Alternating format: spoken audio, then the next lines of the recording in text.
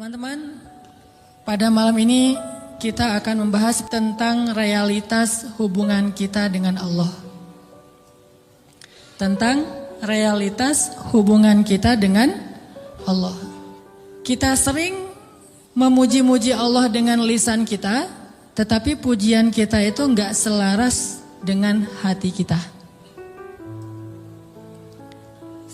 Kita sering berzikir menyebut keagungan Allah dengan kalimat subhanallah, alhamdulillah, Allahu akbar, masya Allah dan seterusnya. Kita memuji Allah dengan pujian-pujian yang indah, tetapi seringkali pujian itu tidak ada di dalam hati kita. Sehingga saya suka menyebut ini dengan istilah zikir yang agak-agak gombal. Kalau kita ngegombal kepada manusia, kadang dia percaya gitu. Seorang suami ngegombal kepada istri, tulus nggak tulus dia nggak ngerti. Yang penting dia bahagia dengan kata-kata yang indah gitu. Bapak kamu titik kan gitu kan? Selalu kan bapak kamu kan ya. Standar gombal, raja gombal di TV. Bapak kamu tukang parkir ya gitu. Kok tahu? Pasti gitu tuh. Ya soalnya dia sudah memarkirkan hatiku kepadamu gitu. Cewek mungkin gak percaya kali, cuman dia seneng aja dengan kata-kata kayak gitu kan. Atau mungkin ada juga yang percaya karena dia ngelihat kita kayaknya wajahnya wajah polos, gak ada wajah tampang-tampang pembohong, apalagi playboy gitu ya. Wajahnya polos banget, ada jenggotnya gitu ya, insya Allah jujur kan. Asarus sujud, wah masya Allah.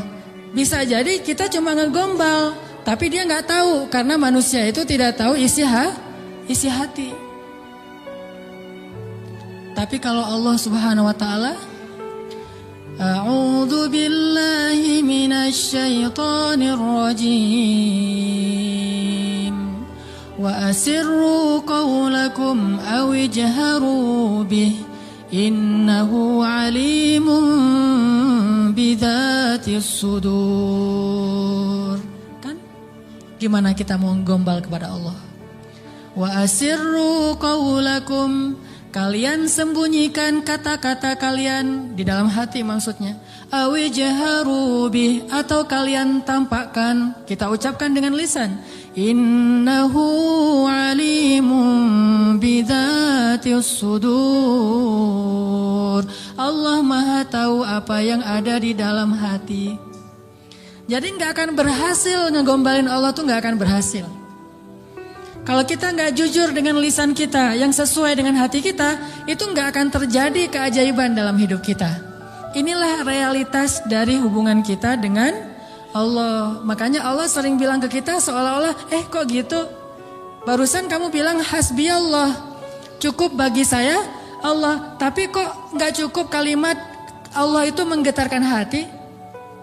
Padahal kalau orang bilang hasbi Allah, cukup bagi saya Allah, pas disebut nama Allah, udah selesai masalah dia gitu. Contoh, ada musibah. Terus temannya bilang, tenang, ntar Allah ganti dengan yang lebih baik. Kan disebutkan nama Allah, tenang, ntar Allah ganti dengan yang lebih baik. Oh ini ada doa nih, wa khluf li khairam minha, ya Allah beri saya ganti yang lebih baik. Apakah kata-kata ini cukup buat kita sehingga kita tenang? Sehingga kita tidak lagi terus-terusan dalam keputusasaan terhadap musibah-musibah yang kita hadapi? Kalau enggak, berarti kita gombal mengatakan hasbi Allah. Katanya hasbi Allah, kok enggak cukup sih Allah buat kita? Padahal Allah berfirman di dalam Al-Quran, innamal mu'minun, orang mukmin yang sebenarnya, innamal mu'minuna alladzina idza dzukirallahu wajilat qulubuhum. Kalau disebut nama Allah hatinya gemetar. Maksudnya ngerespon gitu di dalam hati. Jadi mantap imannya, jadi mantap keyakinannya, jadi mantap tawakalnya kepada Allah Subhanahu wa taala. Benar enggak sih hasbi Allah? Coba. Kalau lagi bete, lagi ilfil, lagi nggak mood aja nih, lagi sedih, lagi galau berat. Yang buat bete, ilfil, galau berat kita itu reda apa? Jujur ya. Apakah sholat? Apakah jalan-jalan? Apakah makan-makan enak? Apakah main game? Apakah dengar musik? Apakah nonton film yang baru keluar? Mana yang paling gampang buat bete kita hilang? Itu jujurnya tuh. Kalau misalnya kita lagi bete, wudu, salat, Allah Akbar, selesai salat, hilang tuh bete, berarti benar, hasbunallah, hasbiyallah. Tapi kenyataannya termasuk saya nih, gak gitu-gitu amat. Begitu ada masalah salat, begitu selesai salat, ini nonton di mana ya? Sama aja kan? Sholat sih, cuman habis sholat ternyata belum cukup, belum hilang juga nih. Saya udah sholat, saya udah zikir, saya udah doa, saya udah tilawah Al-Quran, saya malah udah tahajud, udah puasa, tapi belum hilang juga, masih ilfil banget nih. Ya mau cari makan enak mau makan yang pedas-pedas gitu, atau mau cari kopi, berarti belum hasbun, belum cukup, masih butuh tambahan. Memang berpengaruh, tapi belum cukup. Sholat ya menenangkan, cuma belum bisa menyelesaikan masalah. Berarti kita masih gombal dalam zikir kita. Makanya Allah bilang, kok gitu? Katanya saya cukup buat kamu. Kok kamu masih mencari solusi yang lain setelah saya? Kok kamu masih menyekutukan saya dalam mencari jalan keluar terhadap masalah-masalah kamu? Berarti kamu tuh gak benar ngomongin hasbi Allah. Orang yang benar-benar mengatakan hasbi Allah tuh kayak Ibrahim tuh.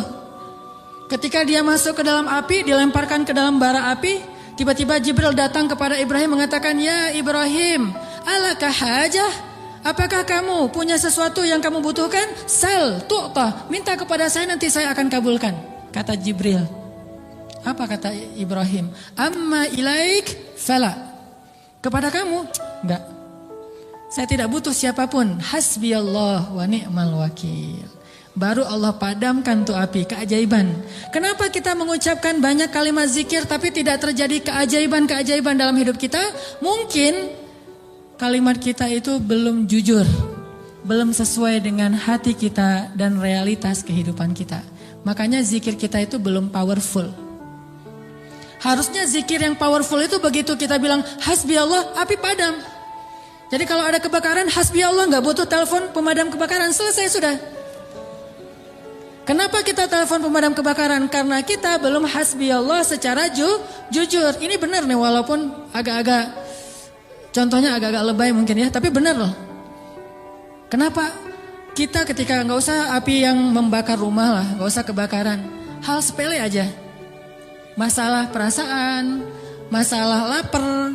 Bukankah Nabi mengatakan nanti makanan orang di akhir zaman adalah kalimat la ilaha illallah? Ini makanan orang di akhir zaman. Ketika muncul Dajjal, makanan kaum muslimin itu adalah la ilaha illallah. Begitu bilang la ilaha illallah, kenyang. Itulah orang yang selamat di masa Dajjal. Kira-kira kalau sekarang Dajjal keluar, kita selamat gak? Cara cari taunya gimana? Kalau teman-teman lapar, coba bilang la ilaha illallah. Lapar, masih lapar atau udah kenyang? Pasti masih lapar ya. Karena kita gak menganggap Allah segalanya, hasbi Allah. Tapi nanti di akhir zaman ketika Dajjal muncul, Nabi mengatakan makanan mereka pada saat itu adalah zikir subhanallah, alhamdulillah, Allahu akbar, la ilaha illallah. Itulah makanan mereka. Begitu mereka bilang subhanallah, la haula wala quwata illa billah, langsung kenyang. Anaknya bilang pa lapar, bilang la haula wala quwata illa billah. La haula wala quwata illa billah, gimana? Udah kenyang. Ya tuh. Itu benar-benar umat akhir zaman banget tuh. Kalau kita kayaknya bukan umat akhir zaman. Umat zaman edan. Kita ucapin la ilaha illallah masih lapar, sholat masih galau, udah zikir sekian ribu masih sedih, masih sakit hati. Kenapa? Karena kalimat kita itu belum jujur. Kok gitu kalimat kamu, kata Allah kepada kita. Karena Allah tahu isi hati kita. Wa asirru qawlakum awijharu bi innahu alimum bidzatis sudur. Seandainya kita jujur, Allah akan tunjukkan keajaiban yang luar biasa loh dalam hidup kita. Wa aufu bi'ahdi ufi bi'ahdikum wa iyaya farhabun. Kata Allah, jujur. tunaikan janjimu kepadaku, aku pasti akan tunaikan janjiku kepadamu. Dan kepadakulah kalian akan lari. Maksudnya, kepada Allah kita meminta pertolongan. Jadi kalau kita jujur sama Allah, Allah akan jujur sama kita. Kalau kita benar-benar mengatakan itu dengan yakin, Allah tidak akan mengecewakan kita sama sekali. Keajaiban itu akan terjadi dalam hidup kita. Sangat mudah urusan kita. Saya sendiri sering membuktikan ini dan sering benar. Kalau ada yang keliru itu karena saya masih belum baik imannya. Misalnya contoh sederhana mau ceramah. Ceramah yang menurut saya paling beban adalah di sini. Di depan teman-teman semuanya. Kenapa? Karena saya selalu berharap ceramah sederhana saya itu benar-benar bisa menjadi suatu kebaikan yang bisa dibawa pulang oleh teman-teman sekalian. Pengen banget tidak mengecewakan. Jadi saya bukan perform untuk menghibur, tapi perform untuk memberi sesuatu yang kita cari bersama kan. Kita cari ilmu, kita cari iman, kita pengen datang ke majelis taklim itu pengen tajdidul iman, memperbaharui iman. Maksudnya pulang dari sini tambah yakin pengennya kan gitu ya. Pulang dari sini tambah semangat beramal soleh. Pulang dari sini semakin yakin untuk bergantung kepada Allah. Itu membuat saya terbeban. Ya Allah, jangan sampai penampilan saya buat mereka kecewa. Bukan karena pengen dielu-elukan ustadznya keren atau apa, enggak. Biar mereka tidak sia-sia waktunya datang ke sini.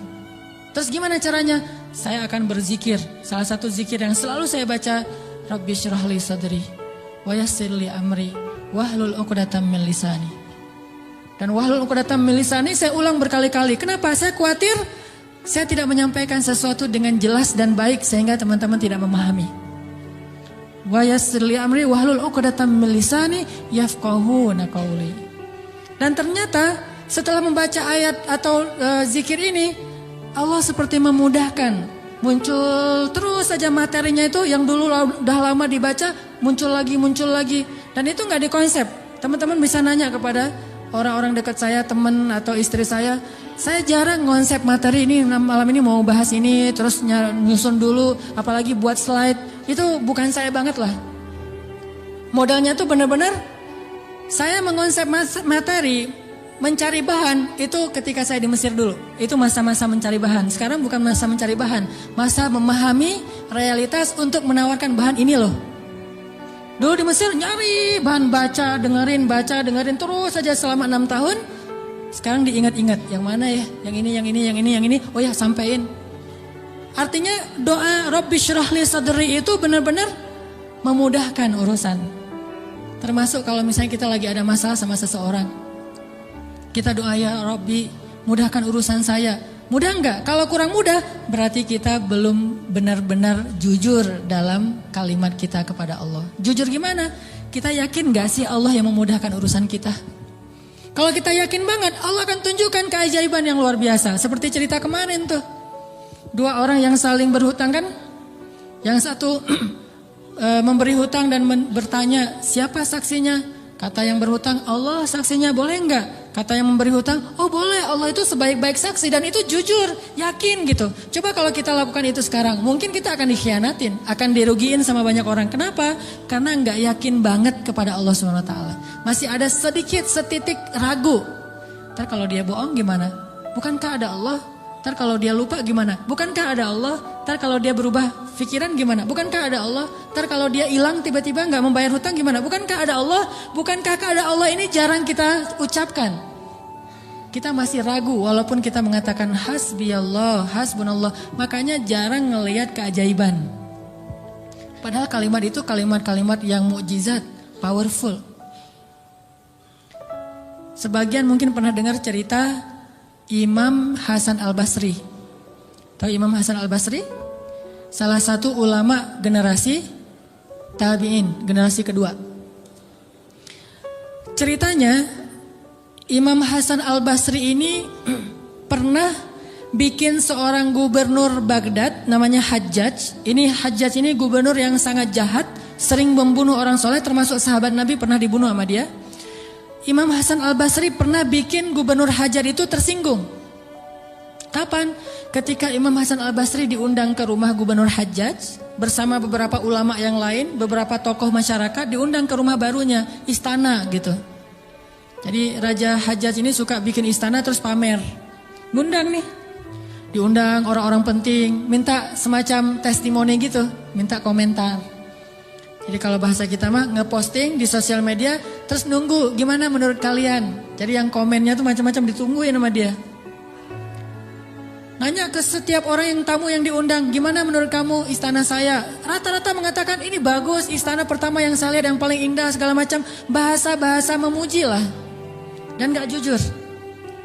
Begitu giliran Hasan Al-Basri, ya Syekh Hasan, gimana menurut Syekh tentang istana saya? Syekh Hasan mengatakan, saya sama sekali tidak tertarik dengan semua ini. Sesungguhnya apa yang ada di sisi Allah lebih baik daripada apa yang ada di sisi Anda.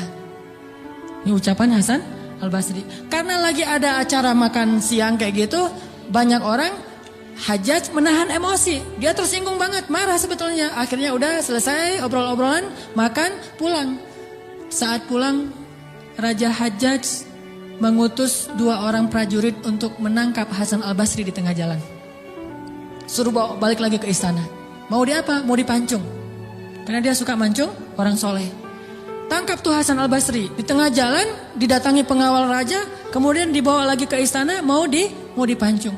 Begitu Hasan Al-Basri berhadapan dengan Hajjaj. Hasan Al-Basri kemudian berdoa di dalam hatinya. Yang tadinya Hajjaj marah besar. Pengen bunuh Hasan Al-Basri. Pengen memancung Hasan Al-Basri. Tiba-tiba pas ngelihat wajah Hasan Al-Basri. Hajjaj ini berubah seperti orang yang kena hipnotis. Tiba-tiba dia tersenyum, tiba-tiba dia jadi orang yang humble, hangat banget, langsung memeluk Hasan Al-Basri. Selamat datang wahai Syekh, selamat datang, duduk. Syekh, beri saya nasihat, terus dikasih makanan, minuman. Setelah itu dipersilakan pulang, dikasih kendaraan yang terbaik. Sampai akhirnya Hasan Al-Basri keluar dari istana.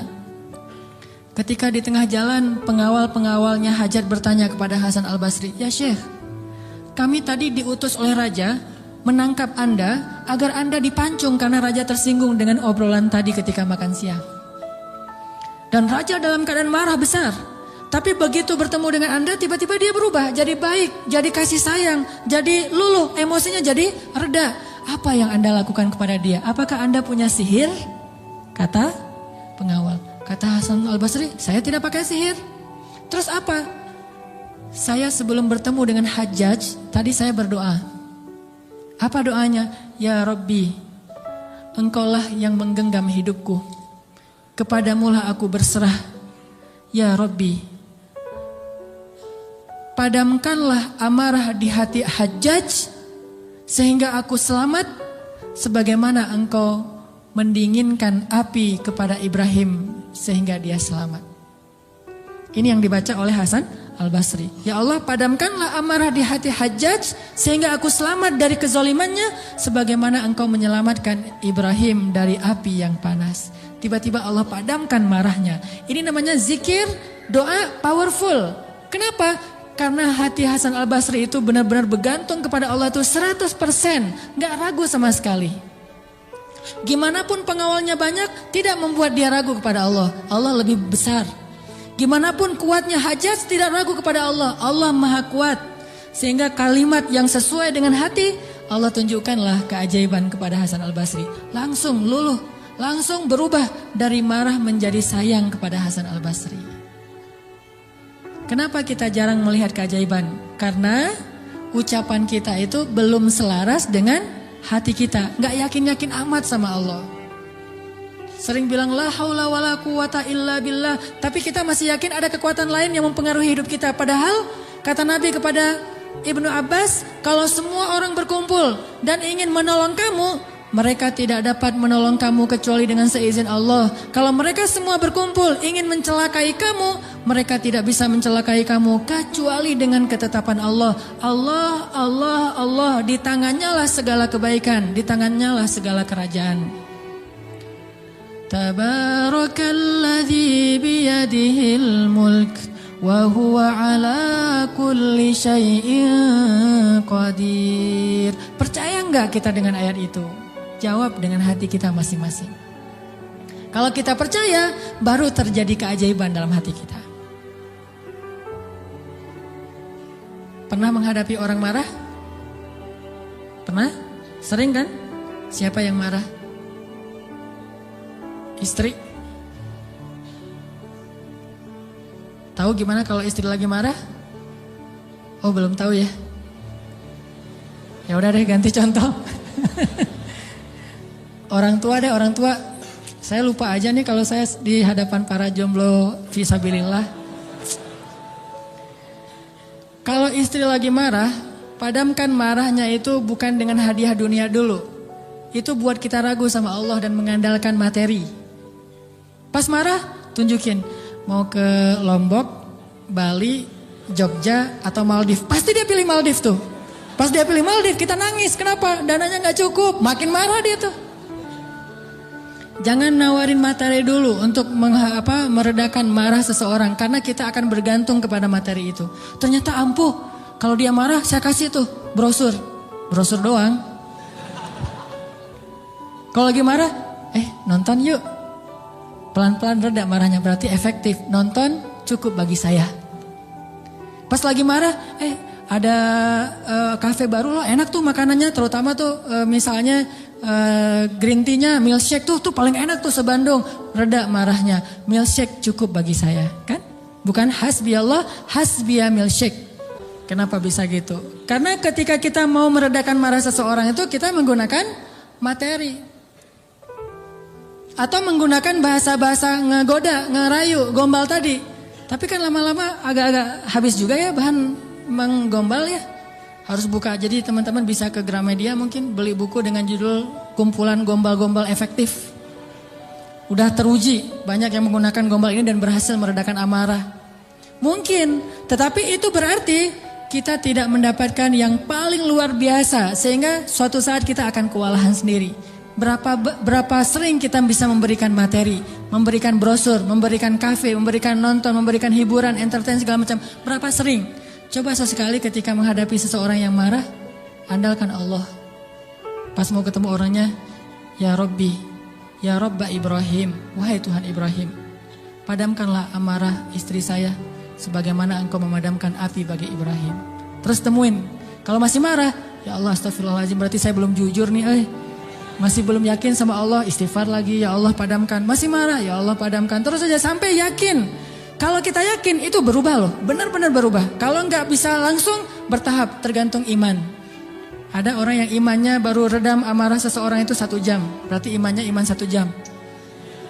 Ada yang setengah jam, ada yang 10 menit, ada yang begitu ketemu berubah langsung. Sampai orang yang marah itu juga terheran-heran. Kenapa ya? Saya tadi sebetulnya lagi sebel banget sama kamu, tapi pas melihat kamu jadi berubah, kenapa ya? Karena Allah. Ini mah masalah iman. Bukan masalah fasihnya mengucapkan hasbi Allah. Semua kita mah namanya hasbi Allah pasti fasih. Apalagi sadaqallah itu paling fasih tuh. Sadaqallahul azim itu fasih banget. Kenapa? Apalagi baca 1 juz pengen sadaqallah cepet-cepet kan? Itu fasih. Bismillah fasih hasbi Allah. Insya Allah tahsin hasbi Allah wa ni'mal wakil. Malah kita kadang-kadang kalimat hasbi Allahnya tuh lebih keren daripada sahabat loh. Kalau sahabat kalimatnya cuma gini, hasbunallah wa ni'mal wakil. Kalau kita, hasbunallah wa ni'mal wakil, ni'mal maula wa ni'man nasir. Coba lihat, panjangan siapa ucapannya? Panjangan kita kan? Sahabatnya cuma sedikit, Ibrahim lebih sedikit lagi, hasbi Allah, segitu doang. Kita rame, jangan cuma hasbi Allah, tambahin dong. Jangan terlalu irit-irit dalam berzikir. Rame aja di broadcast soal panjang pendeknya zikir. Tapi dua-duanya gak powerful, gak ngaruh. Yang bilang hasbi Allah wa ni'mal wakil sama aja. Yang bilang hasbi Allah wa ni'mal wakil, ni'mal maula wa ni'man nasir. Diulang 33 kali. Tapi gak ngaruh, kenapa? Karena gak jujur. Hanya fasih di lisan, tetapi tidak fasih di hati. Harusnya kayak Imam Hasan Al-Basri. Begitu dia katakan demikian, doanya langsung berubah. Termasuk doa tadi, Allahumma ajurni fi musibati wa khluf li khairan minha, ya Allah, beri saya pahala dalam musibah saya, beri saya ganti yang lebih baik. Selama apa sih Allah kasih kita ganti? Di situ kita bisa mengukur keimanan kita. Kalau begitu kita berdoa langsung dapat ganti, itu imannya ajaib tuh. Kalau kita berdoa tunggu gantinya sebulan kemudian, itu imannya standar. Kalau kita udah berdoa tapi nggak diganti-ganti, berarti kita bermasalah. Gak yakin-yakin amat sama Allah. Pengen gak begitu berdoa langsung Allah menunjukkan keajaiban? Kita pengen aja gak berani ya. Karena kita gak percaya bisa. Kita mau mengatakan pengen, itu aja kita nggak berani karena menganggap itu nggak realistis. Masa sih bisa? Bisa kalau kita yakin kepada Allah. Kalau kita nggak yakin, kalau kita bilang nggak bisa, kalau kita ragu bahwa Allah bisa menunjukkan ajaib kepada kita dalam hitungan detik, terus kemana kalimat kun fayakun? Masalahnya kita nggak yakin untuk bilang pengen, begitu doa langsung Allah kabulkan. Itu aja kita ragu. Kenapa? Kita nggak percaya itu bisa terjadi dalam hitungan simsalabin abrakadabra. Kita nggak percaya itu bisa terjadi dalam satu kalimat kun. Makanya tidak ada kun dalam hidup kita. Gimana caranya? Belajar yakin kepada Allah seutuh-utuhnya. Masih ingat juga dengan kisah seorang bapak datang kepada Rasulullah curhat dan minta tolong. Dia bilang, "Ya Rasulullah, putra saya ditawan oleh musuh. Dan mereka meminta tebusan 100 dinar. Kalau saya nggak ngasih uang 100 dinar, putra saya akan dipenggal, akan dibunuh ya Rasulullah. Sedangkan saya orang miskin. Jangankan 100 dinar, 100 dinar itu mungkin sekarang sekitar 250 juta. Mahal. Saya nggak punya uang sebesar itu ya Rasulullah. Untuk makan aja susah. Terus gimana ini ya Rasul?" Waktu itu Rasulullah juga nggak punya apa-apa untuk diberi. Sahabat-sahabat banyak yang keluar negeri untuk berdakwah. Sehingga orang-orang kaya kayak Utsman, Abdurrahman lagi nggak ada. Terus nolongnya gimana nih? Nabi kasih satu zikir. Kata Nabi, "Pak, banyak-banyak mengatakan la haula wala quwata illa billah." Bapak percaya? "Oh percaya ya Rasulullah." Pulang dia tuh. Coba kalau kita digituin, "Ya insya Allah ya Rasul." Tapi duitnya gimana Rasul? Tetap aja kan?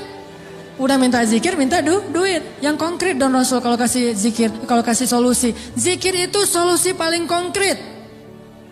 Justru yang lain itu gak konkret. Yang lain itu Allah tunjukkan kepada kita karena Allah sayang kepada kita. Allah tahu iman kita lemah. Kalau seandainya Allah mau memberikan kepada kita keajaiban menurut iman, mungkin kita gak dapat apa-apa dalam hidup. Akhirnya Allah berilah kita pertolongan, jalan keluar. Cuman butuh waktu, karena iman kita juga butuh waktu. Kita taubat aja butuh waktu, ya. Untuk hijrah aja butuh waktu. Untuk taubat butuh waktu. Mau sholat aja minta tambahan waktu. Udah azan, jangan sekarang deh, ntar lagi. Gimana kita mau dapat pertolongan Allah yang sekarang? Fair gak sih kalau Allah mengatakan, "Oh ntar lagi ya hambaku, orang kamu juga barusan sholatnya juga bentar lagi." Allah kasih tuh. Begitu Nabi bilang, ucapkan banyak-banyak membaca la haula wala quwata illa billah. Dia yakin langsung mengatakan, "Oh ya insya Allah. Yakin gitu, akan terjadi keajaiban. Bukan, ya ada Utsman gak Rasul? Enggak. Abdurrahman bin Auf rumahnya di mana ya? Enggak nanya-nanya orang kaya. Udah aja yakin. Pulang dia tuh. La haula wala quwata illa billah. La haula wala quwata illa billah. La haula. Artinya apa? Tidak ada daya dan upaya dari makhluk. Allah lah yang maha kuasa. Pulang ke rumah, istrinya nungguin. "Pak gimana? Udah ketemu Rasulullah. Dapat solusinya, dapat uang pinjaman dari siapa? Enggak. Terus gimana?" Nabi ngasih kita solusi yang lebih baik daripada itu. Apa? Ucapkanlah la haula wala quwata illa billah. Istrinya enggak protes, langsung bilang, "Oh ya." Langsung la haula wala quwata illa billah. Berdua tuh la haula wala quwata illa billah. Enggak ada ya kirain duit 100 dinar. Enggak sama sekali, yakin. Begitu malam, sepanjang siang mereka la haula wala quwata illa billah, malam hari tiba-tiba putranya pulang. Nggak sendiri, bawa ternak, bawa kambing banyak tuh, domba dibawa. Ada ratusan ekor domba dia bawa pulang. Di luar rame apa nih apa? Ada domba, siapa? Oh putra kita, Masya Allah. Pelukan, kangen gitu ya. "Kamu gimana bisa selamat?" Kata putranya, "Wahai ayah, ada keajaiban.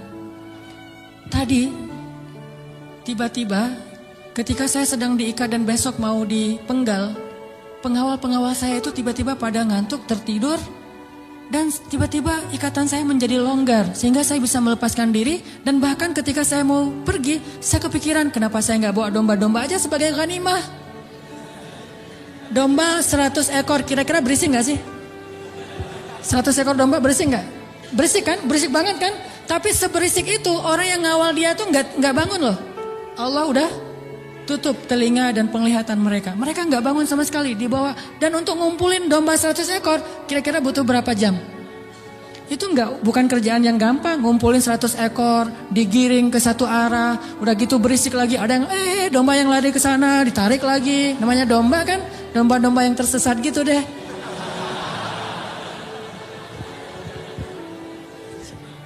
Gimana coba? Tapi pengawalnya nggak bangun sama sekali sampai ke rumah. Pengawalnya mungkin belum bangun, atau mungkin nggak akan bangun lagi kali. La haula wala quwata illa billah. Baru ayahnya sadar, Masya Allah, la haula wala quwata illa billah. Dan ini orang yang mengatakan ini nggak disebutkan namanya dalam riwayat. Kenapa? Saking nggak terkenalnya. Berarti orang biasa banget. Tapi orang biasa dengan keyakinan yang luar biasa, Allah akan tunjukkan keajaiban yang luar biasa. Jadi jangan bilang, itu mah Umar, itu mah Utsman, itu mah Abu Bakar. Ini nggak ada namanya malah. Cuma disebut ja'a rajulun, ada seorang laki-laki datang kepada Rasul, gitu doang. Tapi Allah tunjukkan keajaiban yang luar biasa. Kenapa? Imannya. La haula wala quwata illa billah. Sehingga anaknya datang membawa domba, jadi kaya raya. Sama juga dengan cerita Fatimah bintu Rasulillah. Pasti tahu ceritanya. Karena Fatimah capek di rumah, gak ada pembantu, Ali sering berjihad, akhirnya dia ngurus anak sendiri, anaknya laki-laki lagi, namanya anak laki-laki, bukan bandel, emang dia aktif gitu. Akhirnya Fatimah ngerasa agak berat nih kalau harus ngurus semuanya sendiri, gak punya pembantu. Datanglah ke rumah ayahnya, ayah ya Rasulullah, ayah tahu keadaan rumah tangga saya bersama Ali. Ali orang yang sibuk bekerja, membela agama Allah, berdakwah, berjihad. Saya sendiri di rumah gak ada pembantu, boleh gak minta seorang pembantu dari rumah ayah? Kan banyak pembantu Rasulullah yang jadi relawan tuh. Kata Rasulullah, ya Fatimah, mereka itu bukan pembantuku tetapi pembantu kaum muslimin. Jadi gak mau dikasih kepada urusan keluarga. Maka pulanglah Fatimah. Oh ya ayah gak apa-apa, pulang nih bersama Ali, gak dapat apa-apa. Nabi kan gak enak hati karena Nabi sayang banget dengan putrinya ini, putri kesayangan Nabi banget di antara putri-putrinya, Fatimah Az-Zahra. Akhirnya Nabi menyusul Fatimah ke rumahnya. Assalamualaikum, waalaikumsalam, dibukain pintu.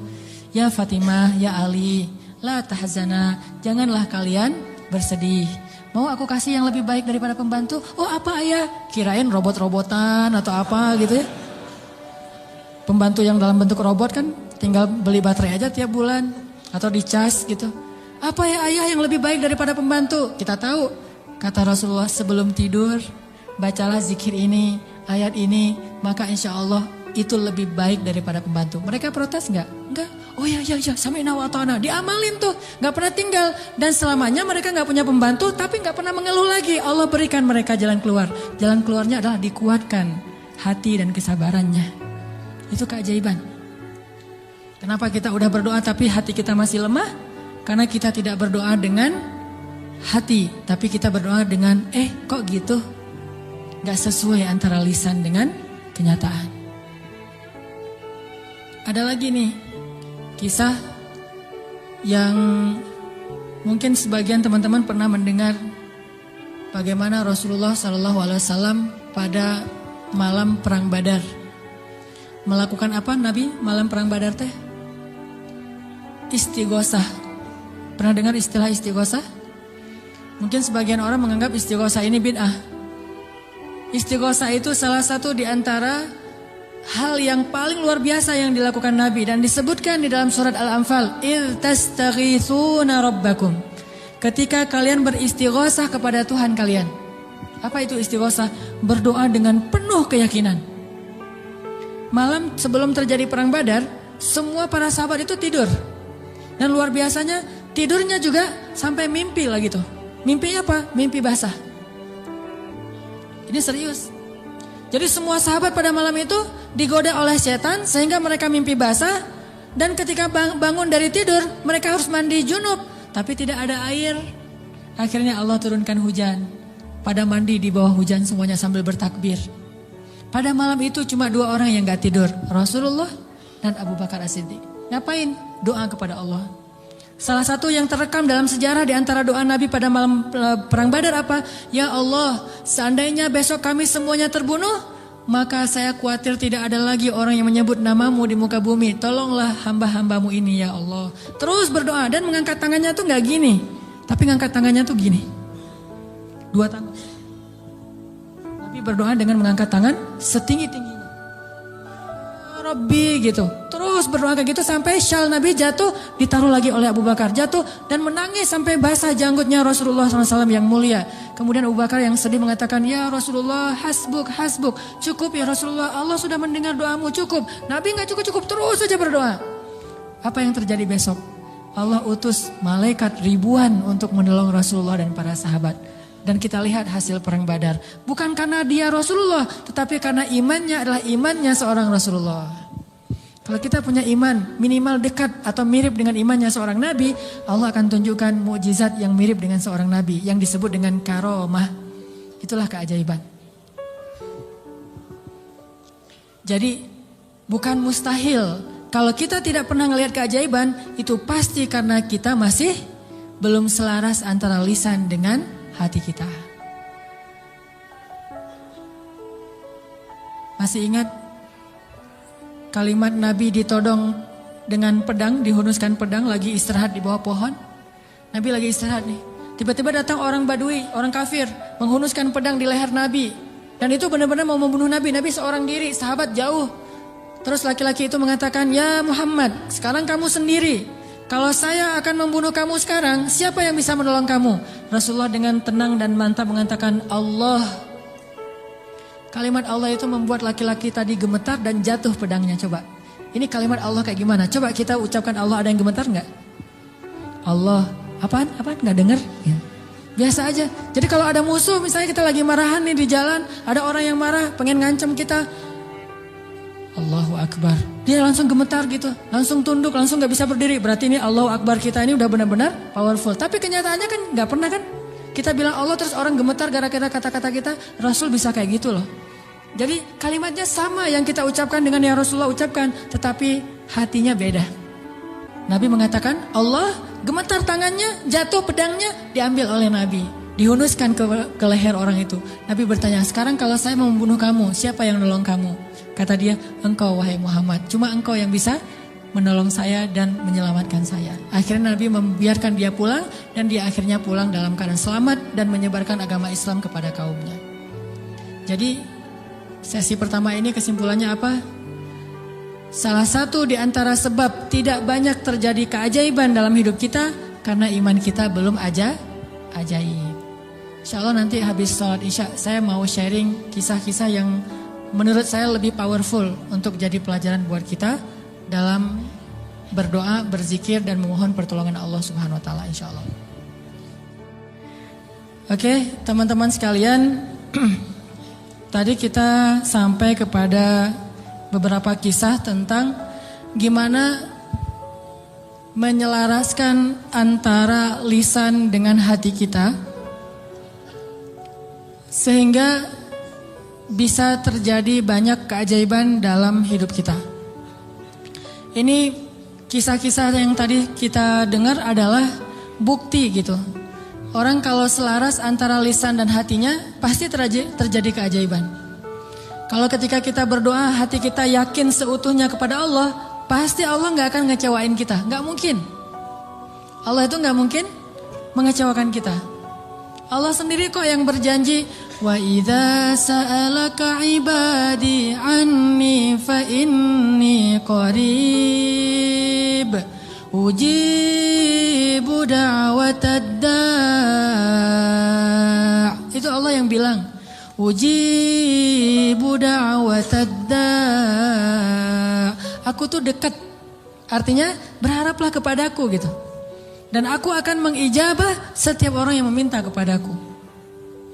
Jadi Allah sendiri yang berjanji akan menunjukkan keajaiban, mengabulkan permintaan-permintaan yang baik dari hambanya, sehingga tidak perlu kita ragu Allah gak mungkin ngecewain kita. Begitu kita berdoa yang selaras di hati kita yakin kepada Allah, Allah akan tunjukkan. Itu rahasia paling gampang untuk hidup bahagia, untuk sukses, untuk dapetin apa yang baik-baik yang kita harapin. Contoh, kalau mau ngelamar seorang cewek, sebelum kita datang ke calon mertua, lobi dulu ke langit pemilik hati mertua. Jadi bukan dandan nomor 1, itu mah yang kesekian. Bukan misalnya bawa CV yang bagus, isi CV-nya teh. Kalau perlu tanggal lahirnya diedit, biar gak terlalu ketuaan gitu ya. Cuma diedit 1 angka doang, angka terakhir yaitu tahun. Kemudian pekerjaan, wira swasta. Kan sekarang wira swasta mah keren ya, pengusaha gitu ya. Walaupun wira swastanya masih baru merintis lah. Saya mah gak mau terlalu makin jelek nanti. Wira swasta, jualan apa misalnya, apa aja lah. Apa aja dijual gitu. Yang penting tidak menjual harga diri. Wah, semuanya diedit. Itu bukan yang paling penting. Yang paling penting adalah gimana ngelobi lah langit, pakai jalur langit. Minta kepada Allah yang menggenggam hati. Begitu di depan pintu pagar, la haula wala quwata illa billah. La haula sampai 100 kali. Kenapa 100 kali? Sampai yakin banget ini Allah lah yang menentukan hati seseorang hamba. Bisa dibolak-balik. Bisa jadi awalnya si calon mertua ini udah punya calon sendiri buat anak yang perempuannya. Mungkin lebih tajir, mungkin lebih keren, mungkin lebih berewokan, lebih nyuna gitu ya. Kita mah seadanya, udah pakai wak doyok juga belum tumbuh-tumbuh. Ya gimana, udah begitu takdirnya kan, terimalah kenyataan. Akhirnya orang tua, calon mertua tadi yang udah punya rasa srek kepada yang lain, tiba-tiba berubah pas ngelihat kita. Wah, ini nih calon menantu saya nih. Kita baru mau ngomong, udah tenang aja. Kamu bukan hanya akan saya berikan anak saya, juga domba-domba gitu ya. Kan la haula wala quwata illa billah. Dikasih modal nikah, dikasih mahar, disiapin semuanya, dimudahin banget. Kenapa? La haula wala quwata illa billah. Itu lebih penting daripada mahar, lebih penting daripada bawa kendaraan apa walaupun minjem, lebih penting dari apapun. Lobi Allah dulu, pemilik segala hati hamba. Itu berlaku banget. Jadi kalau selama ini masih belum beruntung, berarti kurang la haula wala quwata illa billah. Tips supaya mengakhiri masa jomblo, yakin sama Allah, banyak-banyak la haula wala quwata illa, dan berani datang kepada calon. Kalau kata seorang pelawak, kalau kita jelek, jangan takut untuk mencintai seorang perempuan. Karena yang takut itu harusnya yang dicintai, kan gitu ya. Kita mah gak usah takut, yang dicintai yang takut. Yang datang ke saya kok wajahnya gini. Tapi itu mah cak lontong. Jarine cak lontong. Oke. Sama juga kalau misalnya seorang istri pengen membujuk suaminya. Membujuk ngapain nih? Membujuk tambahan saldo. Ini udah akhir bulan nih, tanggal 31, pakai la haula wala quwata illa billah. Itu ngaruh banget. Sambil senyum, sambil la haula wala quwata illa billah. Oh ngerti mah, besok ditransfer gitu ya. Gak usah bilang, "Pak, uang bulanan," gak usah. Bilang aja la haula wala quwata illa billah. Lobi Allah sehingga dia jadi sayang sama kita, dikasih lebih. Jalan ke mall, lobi Allah supaya dia sayang sama kita, dikasih lebih. Jadi dibeliin apa. Ini semuanya karena kita yakin sama Allah yang maha kaya. Saya pernah dulu di tablik. Awal-awal saya dulu hijrah dari hidup gak jelas menjadi agak jelas. Saya waktu SMA juga masih belum jelas. Suka sama cewek tapi gak pernah disukai. Mungkin saya mirip dengan kata-kata Cok Lantong tadi kali ya. Suka, alhamdulillah gara-gara saya gak diterima, akhirnya saya gak pernah pacaran. Itu bukan karena saya gak mau pacaran, karena nasib aja. Jadi akhirnya gak bisa pacaran. Nah, pas udah jelas gara-gara datang jamaah tablik berdakwah di sekolah saya, akhirnya saya masuk ke tablik yang khuruj 3 hari, 40 hari. Di tablik itu ada pelajaran tauhid yang menurut saya bagus ya, inspiring gitu.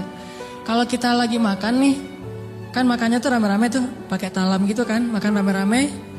Terus ada petugas khidmat namanya yang ngasih-ngasih lauk, nasi, ikan segala macam. Jadi SOP di tablik, kalau kita lagi makan, mau minta tambahan makanan, nasi, ikan atau lauk, itu nggak boleh minta kepada yang khidmat. Kita ngomong, Allah, ikan, Allah, datang tuh ikannya. Wah ini ikan, Masya Allah, Allah kasih datang ikan. Di situ belajar tauhid tuh. Ternyata kuahnya kurang, Allah, kuah, Masya Allah, kuah, Masya Allah. Datang tuh kuah tuh. Soalnya orangnya dengerin gitu ya. Tapi walaupun ini agak-agak menurut sebagian orang aneh, justru di situ kita belajar yakin sama Allah.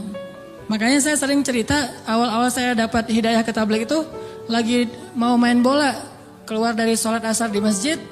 Bukan keluar sholat asar, lagi main bola depan masjid. Masjid di Aceh itu kan luas-luas, selamanya bisa main bola.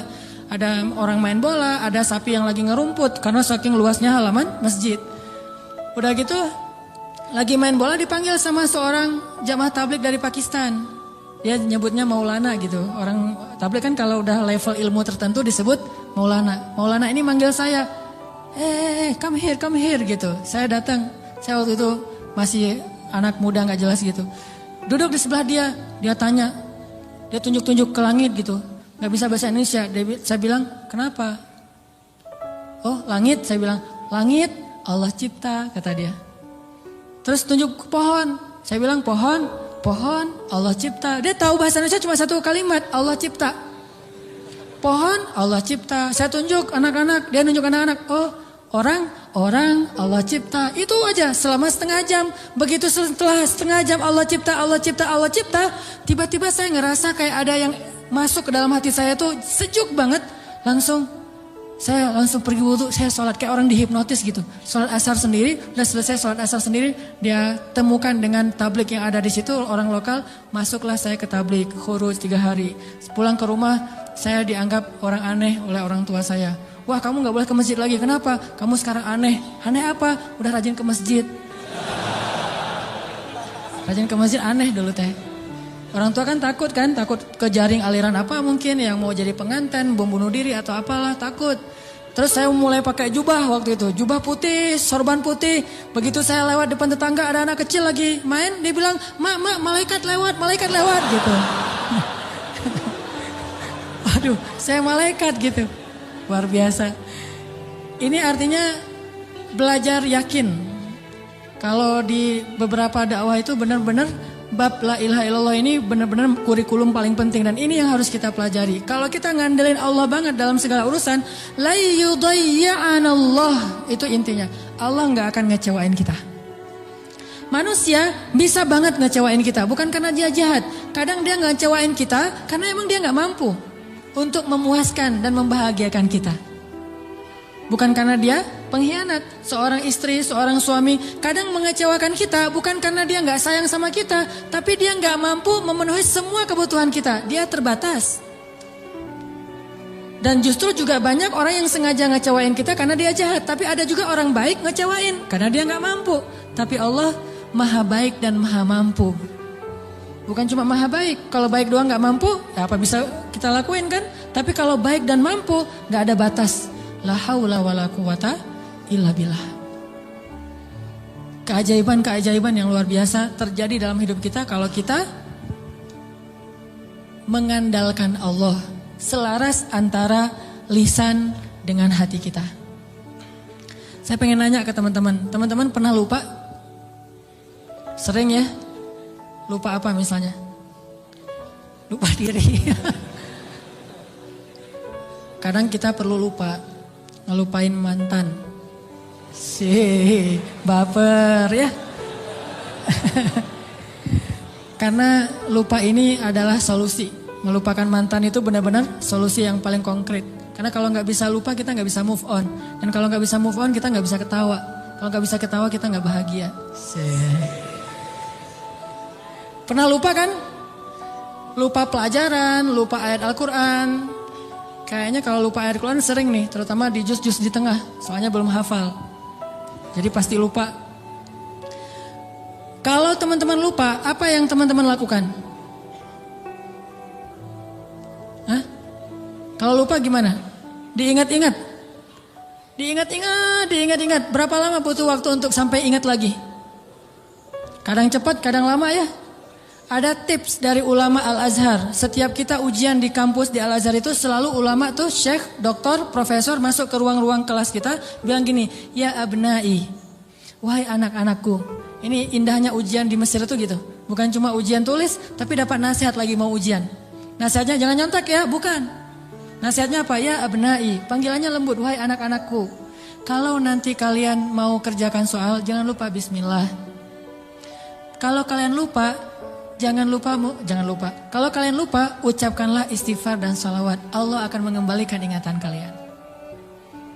Karena tidaklah seseorang itu lupa kecuali karena dosa-dosa. Maka istighfarlah. Itu nasihat yang setiap tahun saya dengar kalau mau ujian. Jadi ngena banget gitu. Akhirnya saya praktekkan tuh.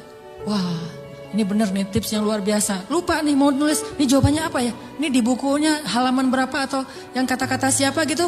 Astaghfirullahaladzim, Allahumma sholli ala Sayyidina Muhammad. Ingat. Kadang-kadang juga gak ingat sama sekali, udah berkali-kali sholawat. Soalnya bukunya belum saya baca. Wah ini gak ingat-ingat ini. Kan ada masa-masa iman naik dan turunnya. Kalau lagi turun buku gak dibaca. Pede banget baca judul-judul doang gitu. Baca daftar isi. Jadi cara belajar cepat tuh baca daftar isi. Nanti kurang lebih kayak gitulah dikarang-karang aja gitu. Akhirnya nilainya harus di remedial, diulang. Padahal udah selawatan masih remedial. Kenapa nggak belajar? Kalau kita lupa, coba deh uji iman kita dengan istighfar dan salawat. Kalau belum ingat juga berarti iman kita masih lemah. Lupa nama si fulan, siapa ya? Aduh lupa namanya. Astaghfirullahaladzim, Allahumma sholli ala Sayyidina Muhammad. Langsung ingat. Itu berarti insya Allah udah bisa ngandelin zikrullah dalam hidupnya. Kalau belum bisa, berarti banyak-banyak istighfar. Andalkanlah Allah, la yudayyi'akallah, maka Allah tidak akan mengecewakan kita. Mau teman-teman pengen kalau misalnya ngelamar seorang cewek langsung diterima tanpa syarat? Mau? Serius? Gimana caranya biar terjadi keajaiban dalam hidup kita? Pengen ini, alhamdulillah dapat. Segala kebaikan yang kita pengenin dapat gitu. Pengen punya anak, Allah kasih anak. Ya Rabbi, wahanal azmu minni, washta'ala ar-ra'su syaiba, walam akun bidu'aika Rabbi syaqiyya. Ya Allah, saya sudah tua, rambut saya sudah beruban, tapi saya nggak pernah berputus asa dalam berdoa kepadamu. Fahabli min ladunka waliya, yarithuni wa yarithu min ali Yaqub waj'alhu rabbi radiyya. Langsung Allah bilang, ya Zakaria, inna nubashshiruka bi ghulam ismuhu Yahya lam naj'al lahu min qablu samiyya. Ya Zakaria, langsung Allah kasih jawaban. Bergembiralah Zakaria, kamu akan punya anak laki-laki dan namanya saya kasih nama, bukan kamu yang cari di Google. Saya kasih nama, siapa namanya ya Allah? Yahya, dan tidak ada anak seperti dia sebelumnya. Solehnya luar biasa. Wa hananan min ladunna, anakmu itu hanan banget, kata Allah. Apa itu hanan? Lemah lembut. Wa hananan min ladunna wa zakatan, anak yang terpelihara dari dosa. Wa taqiyya, hanan at-taqi, lembut dan mudah-mudahan bertakwa, cenah gitu ya. Itu sifat Nabi ya, Nabi Yahya. Wa barram biwalidayhi, berbakti kepada kedua orang tua. Tuh, Allah langsung kasih sifat-sifatnya, bukan cuma anak terus ntar terserah orang tuanya, enggak. Allah udah beri dia sifat yang sangat mulia. Dari apa itu? Dari yakin. Belum pernah kecewa dalam berdoa. Padahal berdoanya tuh lama loh, tapi gak pernah kecewa. Dan Allah tunjukkan betapa Allah tidak mengecewakan hamba-hambanya. Wa barram biwalidayhi wa lam yakun jabbaran 'asiyya. Dia anak yang berbakti, tidak pernah berlaku kasar dan tidak pernah berbuat dosa. Bayangin, anak gak pernah berbuat dosa sampai akhir hayatnya. Yahya alaihissalam.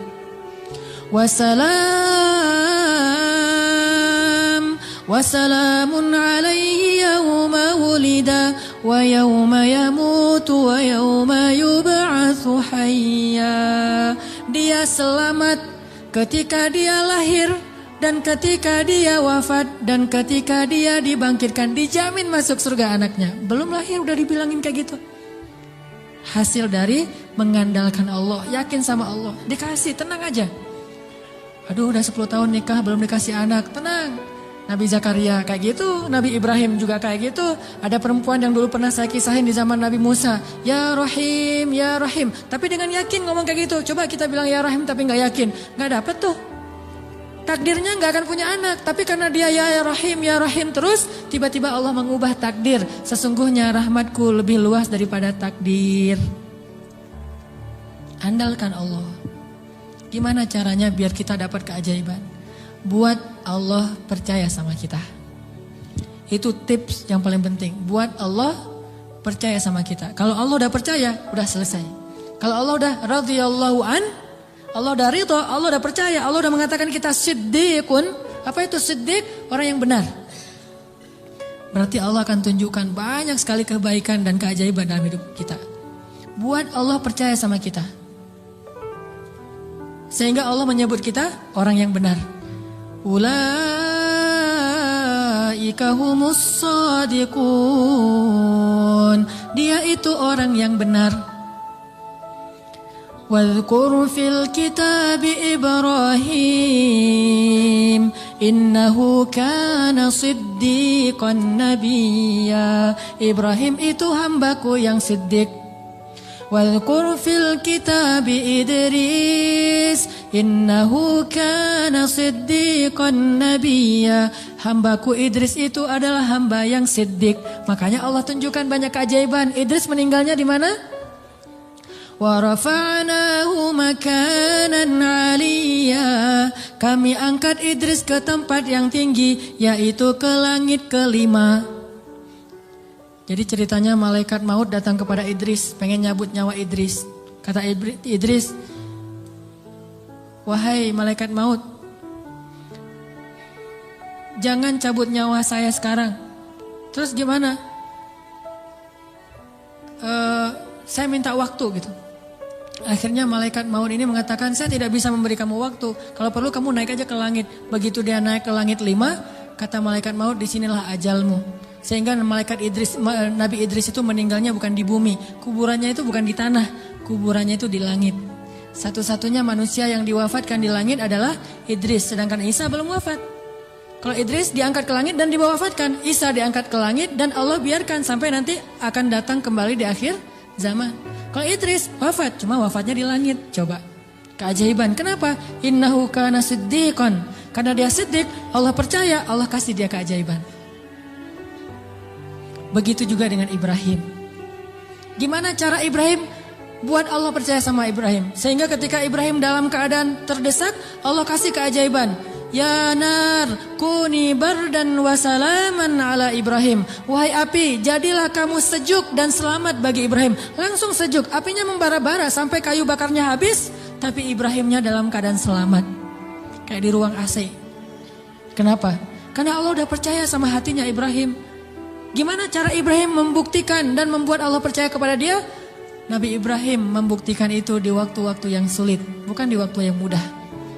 Jadi bukan hanya dengan sholat Allah akan percaya sama kita. Tapi ketika kita dapat masalah, siapa yang kita andalkan? Kalau kita mengandalkan Allah dan senantiasa kayak gitu dalam kesabaran, tidak berputus asa kepada Allah, yakin Allah gak akan ngecewain kita, Allah akan percaya sama kita. Dan saat Allah percaya, Allah tunjukkan keajaiban. Nih kisah Ibrahim yang luar biasa yang dulu sering kita baca. Ibrahim itu by the way orang mana? Orang mana Ibrahim teh? Orang Irak. Ibrahim aslinya dari Irak. Dari Basrah. Mirip dengan Imam Hasan al-Basri, Basrah. Jadi Ibrahim itu orang Irak. Lalu berdakwah di Irak di usia 17 tahun tuh udah mulai kayak kita lah anak ABG tapi udah hijrah. Hijrah pemikiran tapi bukan hijrah dari dosa kepada yang baik. Hijrah pemikiran. Dari awalnya mikirnya macam-macam, agak liar gitu. Wah ini Tuhan saya, yaitu matahari. Ini Tuhan saya, yaitu bulan. Ini Tuhan saya, yaitu bintang. Kan liar ya. Sampai akhirnya ini semuanya tenggelam. Tuhan saya adalah pencipta semua ini. Dan di usia segitu beliau ditaruh di dalam api dan yakin banget kepada Allah. Dia punya seorang ayah namanya Azar. Azar ini seniman nyeleneh. Kalau seniman doang masih mending kan? Ini udah seniman nyeleneh. Kalau seniman doang dia dengan artnya, dengan seninya itu hak dia. Tapi ketika dia nyeleneh, gimana? Dia membuat patung lalu menyuruh orang untuk menyembah patung buatannya. Dan dia juga tokoh agama yang ngajarin cara nyembah patung buatannya, ngajarin doa-doanya. Sehingga orang menyembah patung buatan Azar. Lalu dia punya kedudukan di sisi rajanya, Namrud. Sehingga ketika anaknya berdakwah di sana, kedudukan Azar ini terancam. Akhirnya dia diusir. Ibrahim diusir dari Irak, disuruh pergi atau dibunuh. Akhirnya berangkatlah Ibrahim bersama 2 orang. Satu istrinya yang terkenal sangat cantik. Sampai para ulama mengatakan belum pernah Allah menurunkan seorang wanita cantik di muka bumi secantik Sarah. Itu perempuan paling cantik yang pernah ada di muka bumi. Kalau yang paling sempurna Asia, Maryam, Khadijah, Fatimah. Tapi kalau yang cantiknya kayak Nabi Yusuf itu Sarah tuh. Kalau laki-laki ganteng Yusuf. Kalau perempuan cantik itu Sarah. Simbol kecantikan perempuan di muka bumi. Bukan siapa yang di Mesir teh? Cleopatra. Cleopatra kalau di film-film mah agak-agak hitam ya. Kurang menurut saya mah.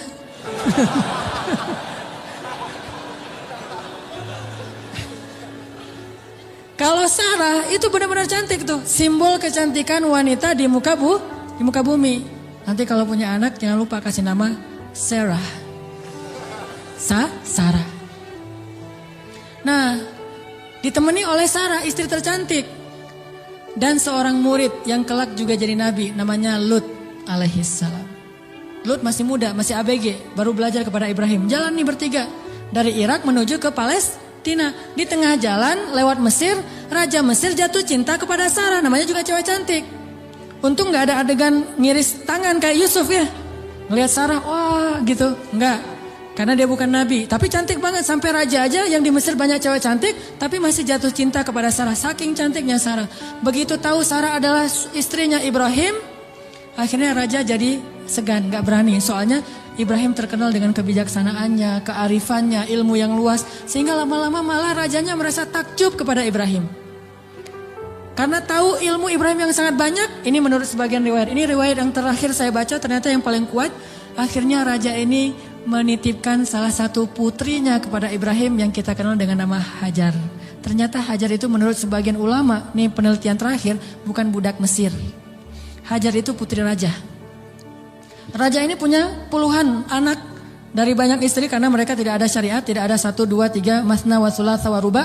Adanya asyarah, isyrun, salasun, 10, 20, 30. Istrinya banyak gitu. Sehingga anaknya ratusan. Salah satu di antara anaknya yang perempuan, putrinya namanya Hajar. Dan Hajar ini putri kesayangan Raja Mesir. Dititipin kepada Ibrahim untuk jadi apa? Nyantri di rumah Ibrahim, belajar kebijaksanaan dari Ibrahim. Dititipin nih. Hajar juga cantik. Tapi tetap Sarah paling cantik. Berangkat ke Palestina, bertiga sekarang, berempat. Ibrahim, Hajar, Sarah, Hajar dan Lut. Sampai di Palestina sekian tahun, Ibrahim gak dikaruniai anak dari Sarah. Akhirnya Sarah karena merasa tidak tega kepada suaminya dan suaminya sangat menginginkan anak laki-laki untuk meneruskan dakwahnya, Sarah nawarin kepada Ibrahim, Kang Ibra, wes. Kang Ibrahimovic kalau orang ini ya, kalau bola teh. Kang Ibra, apa neng? Ini Akang serius mau punya anak? Ya serius satu neng. Siapa juga yang gak mau punya anak? Ini mah kalau disundakan. Gimana kalau Akang nikah lagi? Tuh neng jangan bercanda tuh neng gitu. Malu-malu gitu ya. Ini senang diceritain gini-gini nih. Padahal saya bukan mau ngomongin ini ya tentang la haula wala quwata illa billah. Cuman agak-agak banyak gimmicknya. Jangan bercanda, udah gak usah ngomong yang gitu-gitu, gak lucu. Ini emang gak lucu kan, serius. Sambil menitikkan air mata ya. Enggak. Terus maksudnya gimana? Gimana kalau dengan Hajar? Hajar udah belajar lama dengan Ibrahim. Dan udah ketahuan oleh Sarah, Hajar ini perempuan yang soleha, yang baik, yang bijaksana. Cocok insya Allah untuk Ibrahim. Dan dia lebih muda jauh. Akhirnya Nabi Ibrahim meminta petunjuk dari Allah. Kalau di kita mah sholat galau teh ya, istikharah. Sholat galau dulu. Kalau dulu Nabi Ibrahim minta petunjuk Allah, akhirnya Allah menyetujui. Ya udah, Sarah udah dapat petunjuk dari Allah. Gimana jawaban Allah? Ya aku sih terserah kamu. Atau Aku sih yes, nggak tahu kalau kamu gitu ya.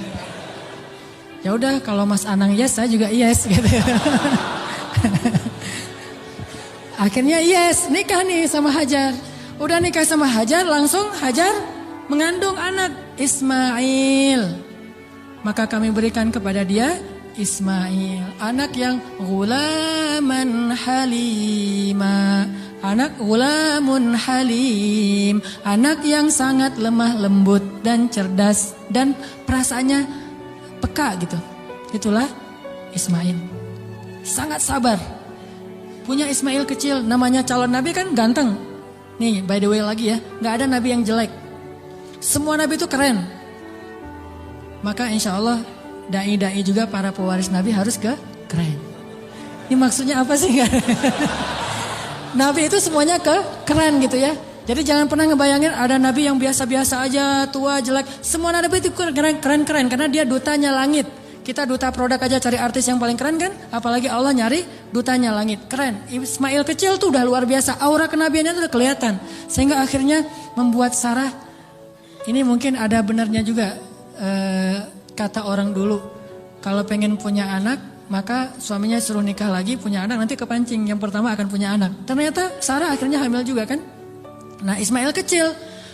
Ibrahim senang banget punya anak laki-laki. Digendong-gendong kayak Nabi Muhammad aja. Naik ke atas punggungnya, dibawa kemana-mana, dibangga-banggakan kepada orang. Ini anak saya laki-laki.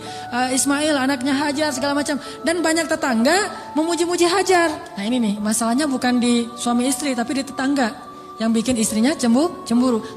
Sarah mah pasti awalnya niatnya baik. Gak akan cemburu, tapi gara-gara tetangga, Hajar hebat ya, udah punya anak ganteng, mirip banget dengan Hajar, gitu-gitu. Akhirnya Sarah kan jadi panas juga lama-lama tuh. Nah wajar, akhirnya Sarah mengusulkan, janganlah tinggal dengan serumah dengan saya udah gak tahan. Hening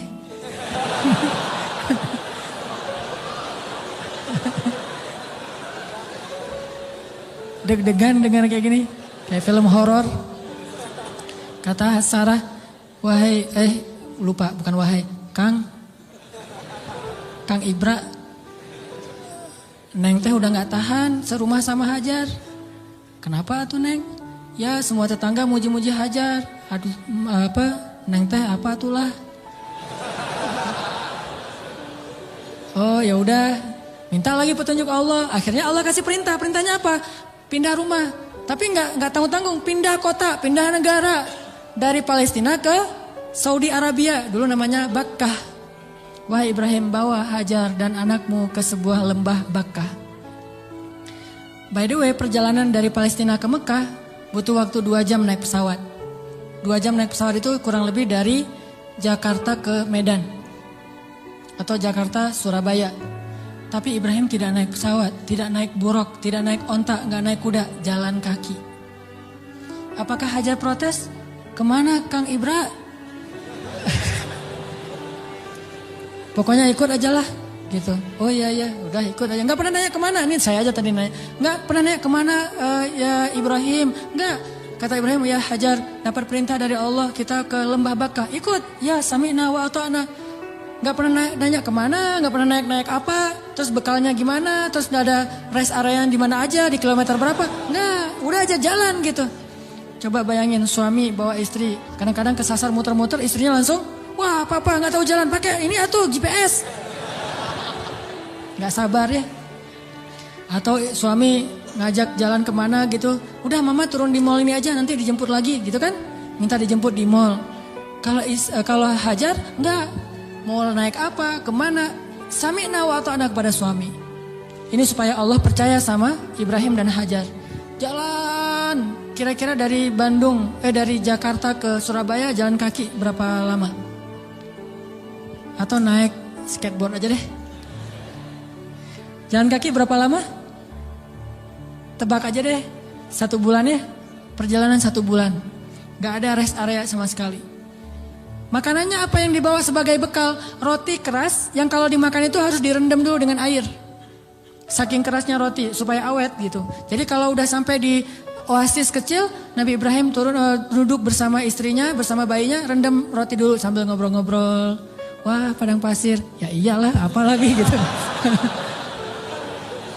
Direndam nih, roti sampai akhirnya rotinya udah agak lembut, makan. Hajar ngasih ke anaknya. Udah gitu jalan lagi sebulan, bayangin. Nggak pernah nanya kemana sih Ibrahim.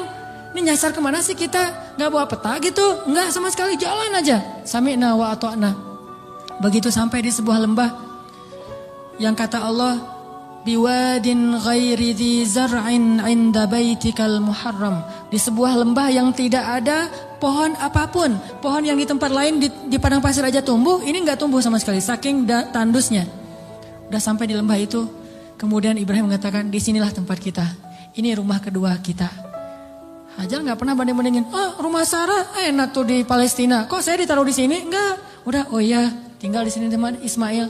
Dan enggak ngomong-ngomong juga, ini gara-gara Hajar, gara-gara Sarah nih. Enggak nyalahin Sarah, enggak nyalahin Ibrahim. Sami'na wa ata'na. Buktikan itu biar Allah percaya sama kita. Kalau Allah percaya, Allah enggak akan ngecewain kita. Sami'na wa ata'na. Ya Ibrahim, ya. Tinggal di situ aja. Baru 3 hari tinggal di situ. Akhirnya Ibrahim mengatakan di satu pagi, ya Hajar, aku harus kembali ke Palestina. Baru di situ Hajar tanya, setelah sebulan gak nanya apapun, taat aja. Baru ketika mau ditinggal di lembah yang gak ada air sama sekali, cuma ada air di dalam tempat dari kulit yang mereka punya, dan itu hanya bertahan 1 hari lagi. Tiba-tiba Ibrahim bilang mau pergi ke Palestina lagi. Baru di situ Hajar bertanya dengan lembut sekali, ya Ibrahim, kenapa kamu meninggalkan kami di sini? Nanyanya gitu. Mendengar pertanyaan ini Ibrahim gak tega dan langsung pergi. Gak menjawab, gak ngelihat, pergi aja. Melihat suaminya pergi, anaknya lagi digendong. Ibrahim Hajar gak pernah mengatakan, kamu tega sama saya. Kalau kamu tega sama saya, minimal jangan tega dong sama bayi saya. Sinetron banget ya. Ini sama bayi saya nih, bayi kita Ibrahim. Ini hasil cinta kita berdua gitu kan. Enggak sama sekali, gak baper lah. Iman tuh mengalahkan baper. Ya Ibrahim, kenapa engkau tinggalkan kami di sini? Cuma sesingkat itu pertanyaannya, lembut lagi tuh, dan gak marah-marah. Pokoknya kalau kamu pergi, jangan balik lagi. Gak gitu. Ibrahim gak tega, akhirnya Ibrahim jalan aja. Begitu agak jauh Ibrahim jalan, baru Sarah nanya dengan pertanyaan yang benar. Allahu amaraka bihadza? Apakah Allah yang menyuruhmu begini? Allah, jadi kalau A-nya panjang itu artinya apakah Allah? Kalau Allahnya pendek berarti Allah aja. Jadi kalau kita azan jangan Allahu Akbar, Allahu Akbar. Apakah Allah Maha Besar? Itu salah ya. Makanya A-nya jangan kepanjangan, kecuali bertanya. Allah, A itu apakah? Makanya Hajar bilang Allahu amaraka bihadza? Apakah Allah yang menyuruhmu begini ya Ibrahim? Baru Ibrahim berhenti dan mengatakan, ya. Ini setelahnya kalimatnya powerful banget. Apa kata Hajar? Idzan la yudayyi'anallah. Kalau gitu pergilah wahai suamiku, Allah gak akan mengecewakan kami. Coba. Baru Allah percaya sama Hajar. Kalau gitu pergilah suamiku, Allah gak akan mengecewakan kami. Jadi kita, Mah, Papa pergi dulu ya. Papa baru datang pergi lagi. Gak usah dijawab. Langsung aja nyalain kendaraan. Nanti istri akan nanya, "Pa, Allah yang nyuruh Papa pergi." Gitu. Baru dijawab. Kalau dia nggak nanya gitu, berarti pertanyaannya salah. Jadi jangan dijawab. Udah jangan nyalain kendaraan deh. Pakai helm. Gereng. Ujung-ujungnya baru nanti dia SMS. "Pa, kemana Pa? Allah yang nyuruh Papa pergi ya." Baru kita bilang, "Bener Mah, Allah yang nyuruh." Yaitu untuk talim. Kan Allah yang nyuruh kan? Talim. Oh kalau gitu pergilah Pa. Selama-lamanya.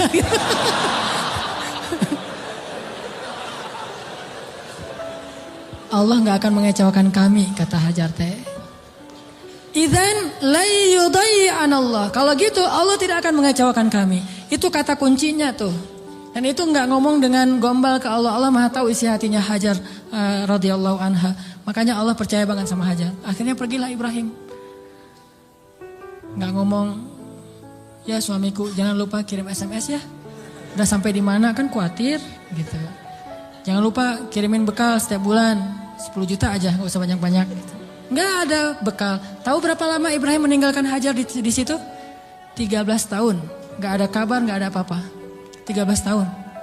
Kalau kita mah baru keluar 13 jam mungkin. Wah udah curiga nih. Gak pulang-pulang 13 jam, jangan-jangan pingsan lagi. 13 tahun gak pulang-pulang. Hajar ditinggalkan dengan air hanya bertahan 1 hari aja. Udah gitu Hajar gendong anaknya Ismail tinggal di situ berdua aja di tengah padang pasir. Gelap banget kalau malam dingin, kalau siang panas banget. Dinginnya itu saya karena lama tinggal di padang pasir. Gini-gini saya ini orang padang pasir ya. Jadi kalau malam dinginnya tuh sampai kayak jarum nusuk-nusuk ke kulit. Itu di padang pasir, dinginnya malam. Kalau pagi, kalau siang panasnya itu kayak kita dibakar. Ekstrim, bawa bayi. Hari pertama masih aman, masih bisa minum, rotinya direndam. Hari kedua habis air, Ismail menangis. Panik kan? Ini gimana nih? Air cari di mana? Lari-lari yang kita tahu, naik ke atas bukit. Di mana ada burung yang kalau ada burung berarti pertanda ada air. Nggak ada burung, tapi ngelihat genangan air, turun lari. Karena pengen mendapatkan air buat anaknya yang masih kecil. Sayang banget sama Ismail. Pas turun lari ternyata nggak ada apa-apa. Naik lagi ke bukit berikutnya namanya Marwah. Turun mondar-mandir. Kenapa sampai 7 kali di tempat yang sama? Saking paniknya. Ismail terus dari kejauhan terdengar suaranya menangis. Pas Hajar sampai di bukit Marwah, suara tangisan itu hilang. Mulailah Hajar was-was dan khawatir. Jangan-jangan Ismail sudah meninggal karena kehausan. Akhirnya Hajar berlari ke arah Ismail. Ketika dia mendekat, dia melihat seorang laki-laki bertubuh yang gagah gitu. Dia pakai baju jubah berwarna putih, dia pakai sorban berwarna putih seperti saya pulang dari masjid. Malaikat, kalau ini malaikat beneran. Kalau tadi kata anak kecil, oh malaikat lewat gitu. Kalau ini malaikat beneran. Dan dia memberi minuman kepada Ismail. Dialah Jibril alaihissalam. Tapi Hajar kan nggak tahu itu Jibril. Dikirain orang yang mau perdagangan manusia atau apa gitu. Datang Hajar ke arah Ismail, tiba-tiba laki-laki itu menghilang, namanya juga malaikat, tling gitu aja hilang gitu. Udah hilang, dilihat di bawah kaki Ismail ada mata air yang kita sebut Zam-Zam. Minumlah, mulailah peradaban di situ. Dan Zam-Zam ini mata air paling ajaib di dunia. Paling berkah, seberkah susu ibu kepada anaknya. Kenapa saya bilang berkah? Dia keluar sesuai dengan kebutuhan. Ketika jamaah haji ramai di kota Mekah sampai 3 juta orang, mereka tidak kekurangan air Zam-Zam. Masing-masing minum setiap datang ke masjid minum Zam-Zam. Pulang dari masjid minum Zam-Zam. Pulang ke kampung halaman bawa Zam-Zam 1 liter, 5 liter, 10 liter. Kan? 3 juta orang tapi gak pernah kurang dan gak pernah kering air Zam-Zamnya. Keluar terus untuk 3 juta orang. Begitu musim haji selesai, Zulhijjah berlalu berganti dengan bulan Muharram, di stoplah haji dan belum dibuka visa umroh sehingga Mekah sepi. Kalau kita umroh di waktu itu yaitu umroh transit, kita bisa cium Hajar Aswad setiap kali kita putaran tawaf. Saking sepinya, tapi air Zam-Zam tidak membanjiri kota Mekah. Kalau lagi rame keluar banyak, kalau lagi sedikit keluar sedikit. Air yang sangat berkah, keajaiban dari Allah. Akhirnya tinggallah di situ. Yang luar biasa, 13 tahun tidak dijenguk oleh suaminya, Hajar gak pernah ngejelek-jelekin ayahnya Ismail di hadapan Ismail. Kamu harus tahu, kamu gak boleh seperti ayahmu nanti kalau udah gede. Enggak sama sekali, ini imajinasi sejarah ya, biar kita tahu gimana sebenarnya Hajar. Saya gak, walaupun ini agak herai tapi serius. Biar kita kebayang gimana solehanya Hajar. Kan bisa aja normalnya perempuan akan bilang, pokoknya mama kecewa banget. Jangan sampai kamu mengulangi ini kepada istrimu. Hati perempuan. Gak pernah ngomong kayak gitu. Padahal pantas gak sih Hajar kecewa? Pantas ya. 13 tahun gak ada berita. Dan secara fikih itu udah bisa meminta cerai loh. Secara fikih udah bisa khulu itu minta cerai kepada hakim. Tapi Hajar tidak sama sekali menjelekkan Ibrahim di hadapan anaknya. Apa buktinya? Ketika 13 tahun kemudian datang Ibrahim, Ismail akrab-akrab aja sama ayahnya. Ayah gitu. Oh ini nih mah orangnya nih mah. Nah. Wah udah nih, kan Ismail udah gede, 13 tahun orang Arab kan beda sama kita, 13 tahun kita kan masih culun. 13 tahunnya orang Arab itu udah memimpin pasukan seperti Usamah bin Zaid, cucunya Rasulullah, cucu angkat, udah memimpin pasukan tuh 13 tahun usianya. Jadi udah gagah, dan bahasa Allah itu ketika Ismail sudah berusia sebaya, artinya udah gagah gitu. Coba, Ibrahim waktu itu usianya berapa? 101 tahun. Ketemu kakek-kakek 101 tahun, mah yang mana orangnya? Ini. Kan bisa aja kan? Enggak. Mah, siapa itu? Itulah ayahmu Ibrahim, wahai Ismail. Ayah, langsung datang, cium tangannya. Ayah, gitu. Enggak ada seuzon sama sekali. Itu hasil pendidikan Hajar yang luar biasa loh kepada anaknya. Dan bukti yang lebih berat lagi, 3 hari kemudian Ibrahim mimpi menyembelih anaknya. Dan tahukah kita apa jawaban anak itu? Wahai ayahku tersayang. Bahasanya ya abati. Bukan ya terserah ayah deh. 13 tahun ditinggalin, sekarang mau nyembelih lagi. Ini bukan hasil pendidikan Ibrahim nih. Ini anak hasil pendidikan Hajar banget nih. Bukan Ibrahim yang mendidik dia, tetapi Hajar. Ibrahim mendoakan dia. Pelajarannya apa? Pendidikan anak yang paling berpengaruh itu dari ibu. Tapi doa adalah dari ayah. Rabbi habli minas solihin. Ibrahim yang mendoakan dia dari langit. Hajar yang mendidiknya di bumi. 13 tahun akhirnya kata dia. Ya abati, wahai ayahku tersayang. If'al ma tu'mar. Lakukan apa yang diperintahkan kepada ayah. Satajiduni insyaallah minas sabirin. Akan engkau dapati aku termasuk orang yang bersabar. Jadi gak mau nyusahin ayahnya. Dalam menjalankan perintah Allah, dia tahu ayah yang nabi. Jadi jangan sampai ayah saya susah gara-gara saya yang gak rela. Saya rela banget wahai ayah. Yang penting ayah taat sama Allah. Saya akan bersabar wahai ayah.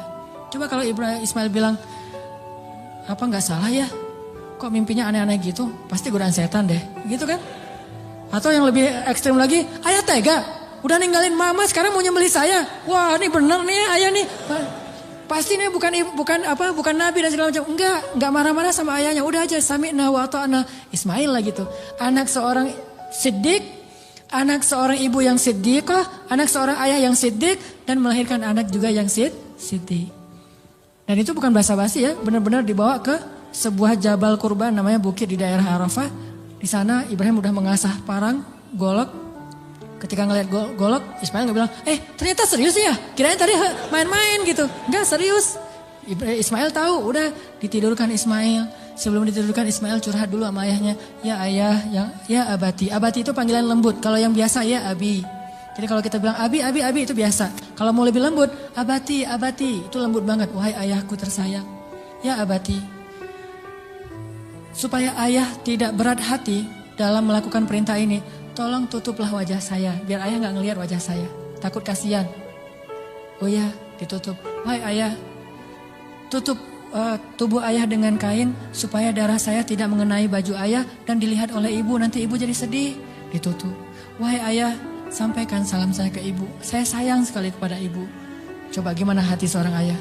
Terakhir, ayah, tajamkan pisau itu supaya memudahkan saya. Berarti yakin banget kan? Gak ada sama sekali kepikiran oleh Ismail, tenanglah ntar diganti dengan domba. Gak kepikiran. Itu mah kita yang udah yakin karena udah baca buku. Dan salah lagi baca bukunya. Buku yang kita baca tuh Ismail tiba-tiba berubah jadi domba. Terus Ismailnya kemana? Kan gitu kan bukunya? Padahal gak gitu. Ismailnya dibangunkan, dombanya keluar dari bukit terus disembelih. Bukan Ismail berubah jadi domba, tetap aja anaknya. Cuma ada dikutuk jadi domba kan? Saya kayak malin kundang. Enggak, itu mah salah dalam catatan buku sejarah. Ya ayah, sampaikan salam saya ke ibu ya. Dan tolong jangan ceritakan ini dulu kepada ibu. Padahal dia tahu ibunya soleha banget dan kuat banget. Akhirnya ditaruhlah golok itu di leher Ismail. Dan Ibrahim mengatakan Bismillah ya Allahu Akbar. Mau ditarik tuh. Yakin dan Allah tahu isi hati Ibrahim. Mau ditarik, Ismail udah pasrah aja. Udah ini terakhir kali saya hidup di dunia. Baru ketemu 3 hari dengan ayah saya. Pas mau ditarik, Allah tahan tangannya Ibrahim seperti orang stroke. Gak bisa gerak gitu. Baru Allah berfirman, Ya Ibrahim, qad saddaqtar ru'ya. Engkau sudah membenarkan perintah. Allah udah percaya sama Ibrahim sekarang. Ditahan. Akhirnya kata Allah, angkat Ismail. Ini adalah bala'un mubin. Inilah ujian yang berat untuk melihat siapa yang benar-benar beriman. Gitu cara Allah percaya sama kita. Lewat ujian hidup kita. Lewat masalah-masalah kita. Apakah kita masih yakin sama Allah? Sampai ke titik darah penghabisan masih yakin sama Allah? Justru di titik itulah nanti Allah percaya sama kita. Allah ganti semua musibah itu sebagai rahmat. Allah kasih dia seekor domba yang sangat besar. Dan kelak itu menjadi syariat yang sangat indah bagi kaum muslimin.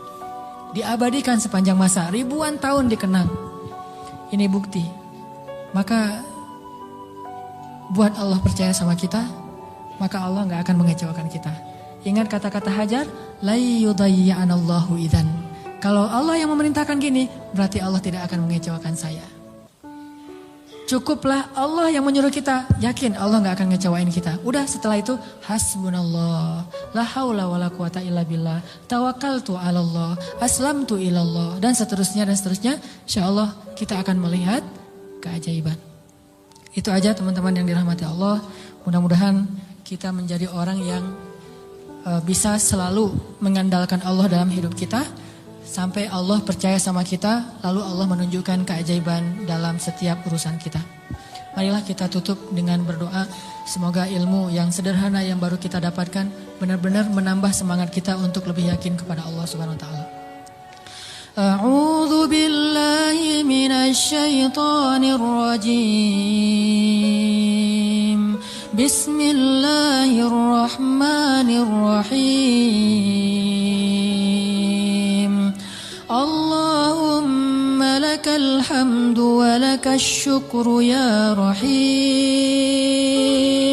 Lakal hamdu wa lakal syukru ya karim. Lakal hamdu wa lakal syukru ya arhamar rahimin.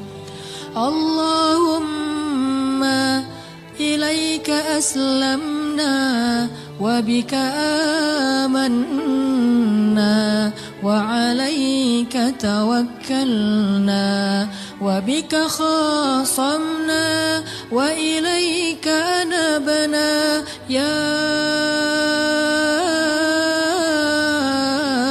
rabbal alamin ya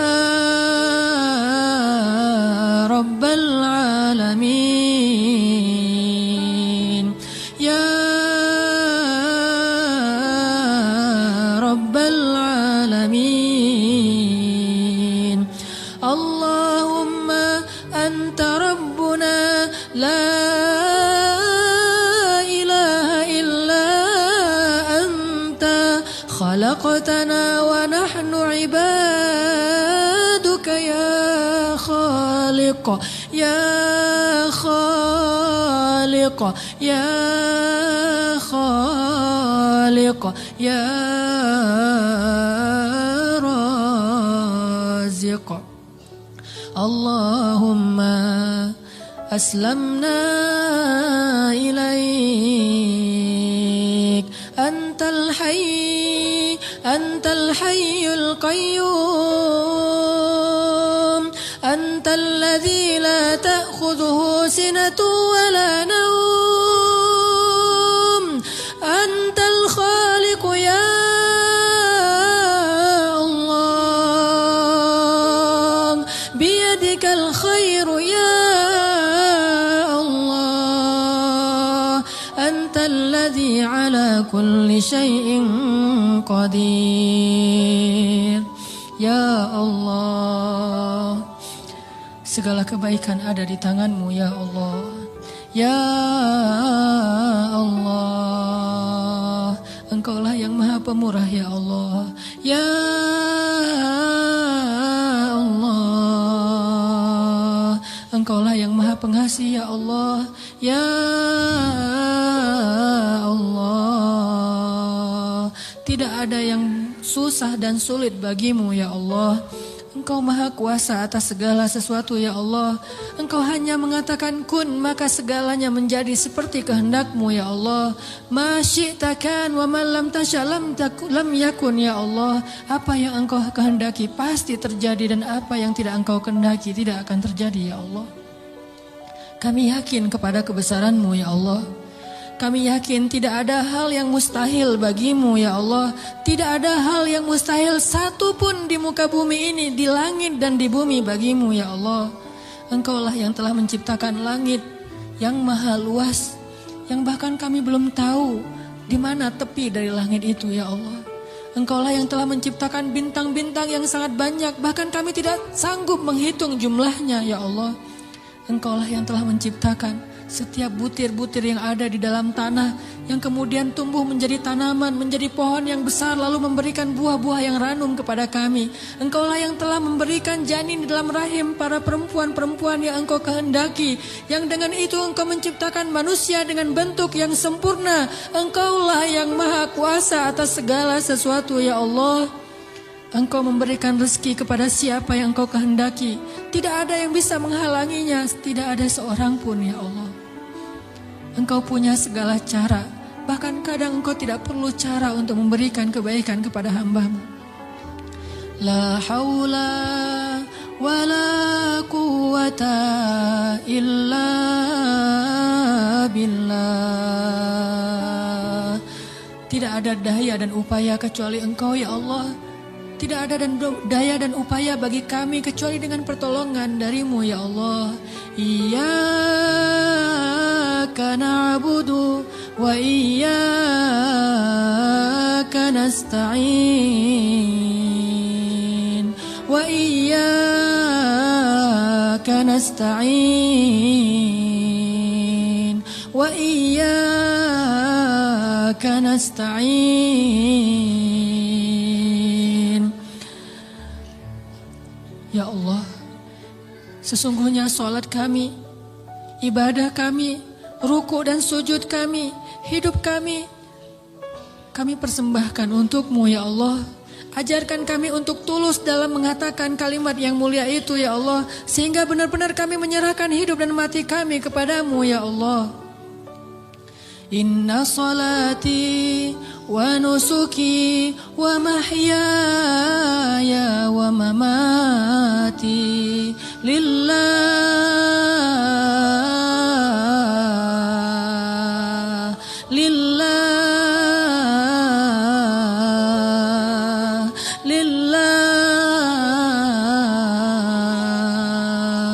wa mahyaya wa mamati lillahi rabbil alamin. Ya Allah ya Arhamar Rahimin, kuatkanlah hati kami dalam keimanan ya Allah. Kami tidak tahu bagaimana keadaan kami di akhir hayat kami nanti. Bisa jadi saat ini kami menjadi orang-orang yang dekat kepadamu. Tiba-tiba di akhir hayat kami menjauh darimu. Dan tidak ada yang bisa menyelamatkan kami hari itu kecuali Engkau ya Allah. Bisa jadi sekarang kami rajin ke masjid, sholat berjamaah. Tetapi di akhir hayat kami berputus asa sehingga kami meninggalkan panggilan-Mu ya Allah. Kami berlindung kepadamu ya Allah dari kelemahan diri kami sendiri ya Allah. Kami tahu Nabi-Mu pernah bersabda, bisa jadi seseorang sepanjang hidupnya beramal solih, amal ahli surga sampai jaraknya dengan surga hanya sejengkal saja. Tetapi berlalulah ketetapan yang lain sehingga dia mati dalam keadaan syirik dan kufur dan masuklah dia ke neraka. Kami berlindung kepadamu dari keadaan orang seperti itu ya Allah. Tidak ada yang bisa menjamin kami selamat. Bukan ibadah kami, bukan sholat, bukan sujud, bukan ruku kami, bukan kesolehan kami. Bahkan orang yang paling soleh seperti seorang laki-laki Bani Israel bisa kufur dan akhirnya su'ul khatimah di akhir hayatnya ya Allah. Hanya Engkau yang bisa menjamin akhir hayat kami ya Allah. Kami belum merasa aman meskipun sekarang kami bersyukur mendapatkan hidayah untuk berhijrah. Tetapi tidak ada yang menjamin kami bisa istiqomah seperti ini sampai akhir hayat ya Allah. Ya muqallibal qulub, ya muqallibal qulub, tsabbit qulubana. Wahai yang membolak-balikan hati, tetapkanlah hati kami dalam keimanan ya Allah. Tetapkanlah hati kami dalam keimanan ya Allah sampai akhir hayat kami, agar kami bisa menutup usia kami dengan kalimat la ilaha illallah, dan hanya itulah jaminan bagi kami untuk selamat di akhirat ya Allah. Ya Arhamar Rahimin, kami kadang pernah melihat saudara-saudara kami yang Engkau uji dengan sakit yang amat berat, dan mereka bersabar menghadapi ujian itu. Mereka miskin, lalu Engkau uji dengan sakit yang bahkan banyak para dokter mengatakan mungkin tidak akan sembuh lagi, dan mereka hampir tidak punya harapan untuk sembuh, tetapi mereka bersabar dan ridho dengan ketetapan-Mu. Lalu kami menyadari, bagaimana jika kami yang Engkau berikan ujian seperti itu? Apakah kami akan sabar atau kami akan berputus asa ya Allah? Ketika kami harus merasakan sakit 24 jam dalam sehari yang luar biasa rasanya, apakah kami akan bersabar atau kami berputus asa sehingga kami datang kepada para dukun atau akan bunuh diri dalam keadaan kufur ya Allah? Tidak ada yang menjamin kami akan kuat pada hari itu kecuali Engkau ya Allah. Wahai yang menggenggam hati hamba-hambanya, genggam eratlah hati kami dalam kasih sayang dan hidayah-Mu ya Allah. Kami berserah diri kepadamu ya Allah.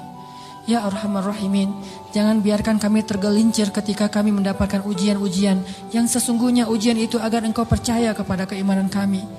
Sadarkanlah kami selalu, agar kami selalu percaya bahwa ujian adalah agar kami membuktikan keimanan kami kepadamu, sehingga kami bisa bertahan dalam ujian itu ya Allah. Kuatkanlah kesabaran kami ya Allah. Lapangkanlah dada kami ya Allah. Bimbinglah fikiran kami agar selalu berhusnuzon kepadamu dan kepada hamba-Mu ya Allah. Ya Arhamar Rahimin, bantulah kami dalam segala masalah kami ya Allah. Engkaulah yang maha pemberi rezeki, limpahkanlah rezeki yang halal bagi kami ya Allah. Tidaklah kami meninggalkan pekerjaan yang menurut syariat agama-Mu itu haram, kecuali karena kami takut kepadamu ya Allah. Dan kami yakin Engkau menyediakan yang lebih baik setelah kami berhijrah dari pekerjaan yang haram itu ya Allah. Kami percaya dan yakin. Maka tunjukkanlah keajaiban kepada kami. Beri kami rezeki yang lebih baik setelah kami meninggalkan yang syubhat. Ya Arhamar Rahimin, di antara kami ada yang berharap sekali Engkau anugerahkan keluarga yang menyejukkan mata. Anugerahkanlah keajaiban kepada kami. Berikan kepada kami pasangan-pasangan yang menyejukkan hati kami. Mungkin kami mencintai seseorang karenamu, tetapi dia tidak tahu tentang perasaan kami. Beritahu kepadanya ya Allah, karena tidak tahu bagaimana cara kami mendekatinya kecuali mendekat kepada Rabb-Nya ya Allah. Engkaulah Rabb hati segala makhluk-Mu ya Allah. Ya Allah, jadikanlah kami termasuk orang-orang yang Engkau bimbing perasaannya agar selalu mencintai yang Engkau cintai ya Allah. Ya Arhamar Rahimin, anugerahkanlah juga untuk kami. Jika di antara kami ada yang sedang sakit, beri kami kesabaran dan kesembuhan ya Allah. Jika di antara kami ada yang telah wafat, maka rahmatilah saudara kami yang telah kembali kepadamu ya Allah. Ya Arhamar Rahimin, ampunkanlah dosa ayah dan ibu kami ya Allah. Bagaimanapun juga, karena jerih payah, keringat, darah, air mata mereka, kami tumbuh menjadi orang yang seperti sekarang ini ya Allah. Menjadi orang yang insya Allah dengan seizinmu menjadi orang yang bahagia ya Allah. Karena perjuangan orang tua kami lah akhirnya kami bisa hidup layak ya Allah. Walaupun kami sering mengkufur dan mengingkari kebaikan orang tua kami ya Allah. Ya Arhamar Rahimin, kami tidak sanggup membalas kebaikan orang tua kami. Kami hanya mampu mendoakan kebaikan untuk mereka ya Allah. Ampunkanlah dosa ibu kami ya Allah. Ampunkanlah dosa ayah kami ya Allah. Ampunkanlah dosa guru-guru kami ya Allah. Ampunkanlah dosa pasangan kami, suami dan istri kami ya Allah. Ampunkanlah dosa anak-anak kami ya Allah. Ya Arhamar Rahimin, tunjukkanlah mujizat-Mu untuk kaum muslimin di Gaza. Tunjukkanlah mujizat-Mu untuk kaum muslimin di Palestina. Tunjukkanlah pertolongan-Mu seperti Engkau menolong Ahlu Badar dengan menurunkan ribuan malaikat kepada kaum muslimin di Suriah ya Allah. Tidak sulit bagimu untuk menolong saudara-saudara kami yang ada di Suriah. Senjata-senjata orang kafir tidak ada apa-apanya dibandingkan kebesaran-Mu ya Allah. Kami percaya kepada kemahagunan dan kekuatan-Mu yang tidak ada bandingannya ya Allah.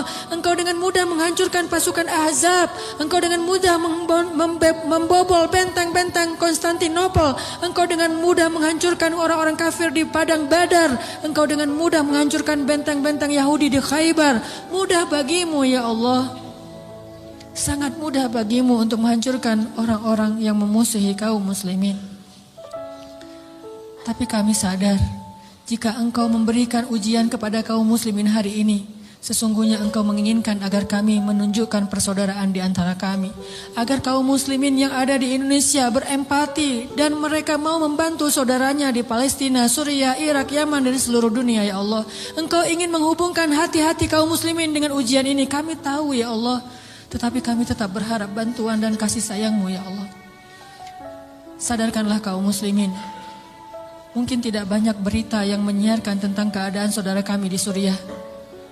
Tetapi hati kami tidak tertutup untuk mereka ya Allah. Ajarkanlah kaum muslimin untuk menyayangi saudaranya seperti satu jasad ya Allah. Berikanlah kemampuan kami untuk bisa membantu kaum muslimin di seluruh dunia. Dan bantulah kaum muslimin di seluruh dunia dengan kesabaran, dengan ketabahan, dengan kekuatan dari-Mu ya Allah. Kami yakin mungkin Engkau lebih mencintai orang-orang di Palestina daripada kami, sehingga Engkau mengambil nyawa mereka dalam keadaan syahid. Maka sayangilah kami seperti mereka, sehingga Engkau kelak memberikan kami pahala syahid karena kami menolong mereka ya Allah. Rabbana zalamna anfusana wa illam taghfir lana wa tarhamna lanakunanna minal khasirin. Maafkanlah kami ya Allah, jika selama ini kami masih ragu kepadamu ya Allah. Kami masih bimbang dan ragu kepada kebesaran-Mu ya Allah. Mulai sekarang kami akan belajar yakin kepadamu. Belajar selalu mengandalkan-Mu dalam segala urusan kami. Kami tidak akan bergantung kepada makhluk. Kami bergantung kepadamu. Kalaupun kami menggunakan makhluk, kami bekerja sama dengan manusia, itu karena perintah-Mu, bukan karena kami ragu kepadamu ya Allah. Rabbana atina fid dunya hasanah wa fil akhirati hasanah wa qina adzabannar. Ya Allah, jadikanlah kami laki-laki yang selalu percaya kepada kebesaran-Mu. Anugerahkanlah kepada kami istri seperti Hajar. Anugerahkanlah kepada kami anak laki-laki seperti Ismail. Dan anugerahkanlah kepada kami suami seperti Ibrahim. Anugerahkanlah kepada kami orang-orang yang selalu percaya kepadamu. Dan jadikanlah kami termasuk di antara orang-orang yang beriman. Ya Rabbana, beri kami hasanah di dunia, hasanah di akhirat. Dan jauhkanlah kami dari api neraka. Alhamdulillahirrabbilalamin. Teman-teman yang dirahmati Allah, setelah kajian ini, oleh-oleh yang kita bisa bawa pulang, selalulah mengandalkan Allah dan bersabarlah dengan ujian. Buat Allah percaya kepada kita, kemudian tunggulah keajaiban terjadi dalam kehidupan kita. Mudah-mudahan ilmu yang malam ini kita dapatkan benar-benar mengubah kehidupan kita menjadi lebih baik, memperbaiki keimanan kita, memperbaiki akhlak kita. Barakallahu fiikum, subhanakallahumma wa bihamdika, asyhadu an la ilaha illa anta, astaghfiruka wa atubu ilaik. Assalamualaikum warahmatullahi wabarakatuh.